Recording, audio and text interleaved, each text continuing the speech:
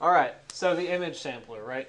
An image, when I say image, I pretty much just mean a raster format graphic, right? So it has pixels. So you can see, this is broken down already into pixels, but let's see. That's not what I want.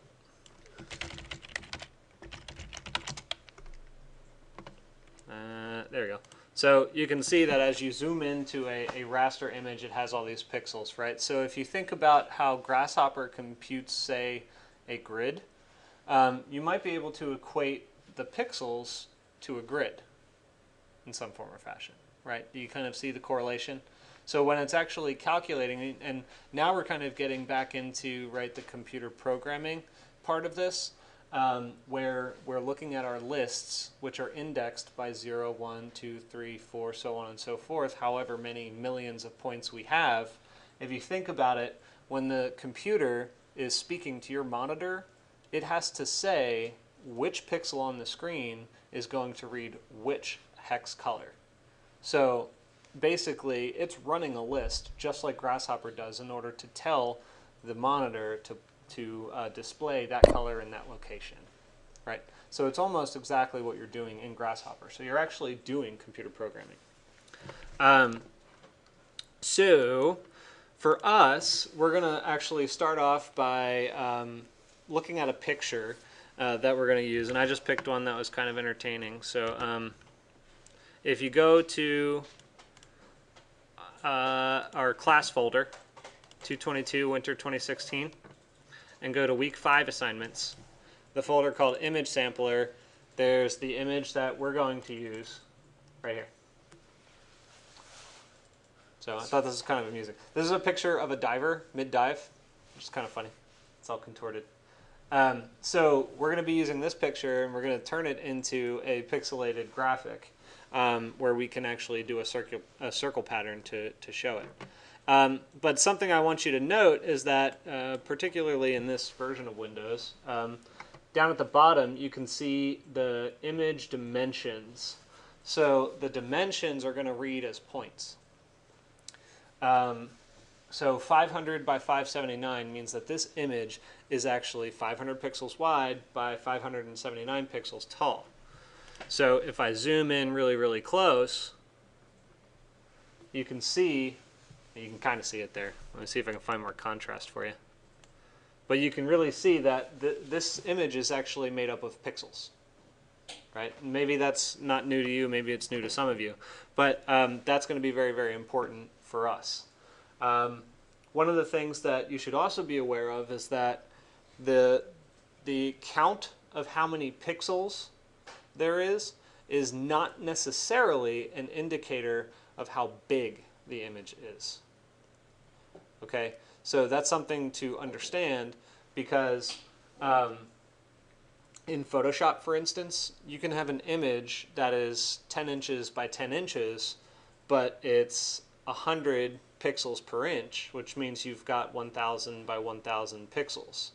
You could also do 150 points per inch, which would mean that you have 1,500 pixels on either side, right? So it's not necessarily indicative of how big the actual produced image is.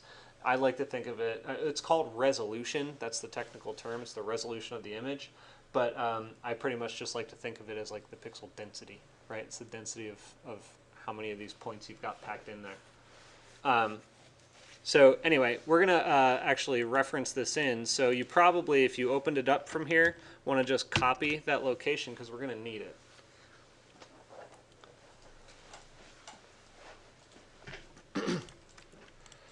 And in Grasshopper, we can kind of start just by dropping in the image because it's funny to have it floating around on the space. So I'm going to just type in image sampler. And I think it's under params input. Yeah, image sampler.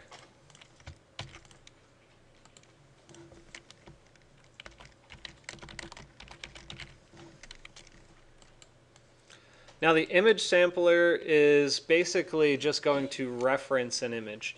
And you can do that by double clicking on it. and then it'll bring up something that you might kind of see in Photoshop, that if any of you have used it. But the file path is really the only thing. Well, there are two things we have to change, but the file path is one because we have to tell it where to pull the image from. So we click here, we go to our class, or actually if you copied it, you can just Control V and hit enter, and then open.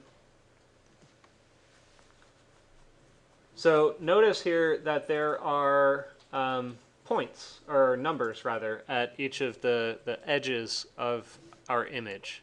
So that's significant because what that's telling you is that that image actually has a domain, essentially, right? 0 to 1, 0 to 1. Does that make sense? So that's just something to be aware of. Your X domain, your Y domain, 0 to 1, saying it right there. You can deal with tiling. We're not, because we only have one image to do. So we're going to just leave it at tile. Well, we might want to change that. I'll play around with it.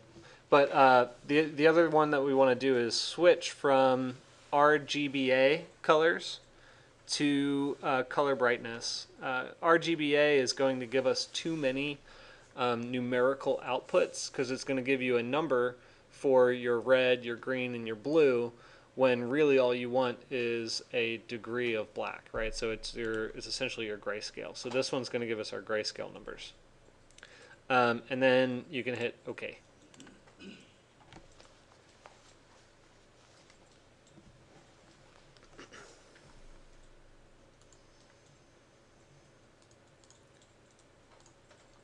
All right. So the thing to be aware of is that when you drop it in, one of the first bits of information that it gives you is the size of the image. And by the size of the image, I mean by pixels, not physical size. Right? So it says Diver 2 PNG 500 by 579. That is significant because we are going to have to map this to something that's ideally proportional. And in our case, we are going to do proportional. And we need to do that with parametrical inputs.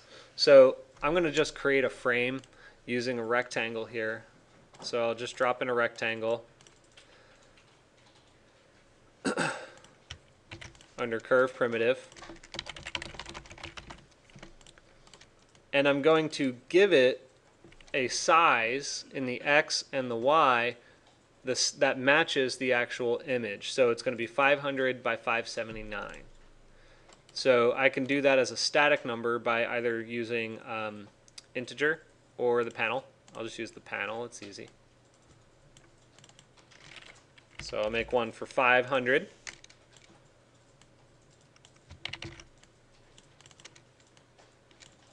And one for 579. So they're going to go into X and Y.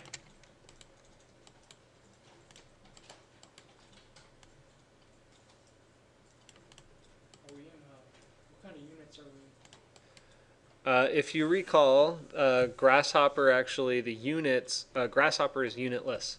So it borrows the units from Rhino. So double check what unit type you're working in Rhino.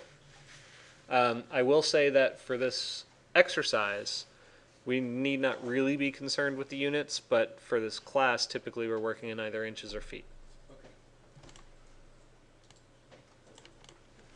Okay, so once you get to this point, I just want you to get to a point where you've got this information in, and then we're going to start constructing the domain. And the domain is really important, and it's also a little bit more complicated than you might be used to. So we're going to do that as a singular video. Are there any questions so far?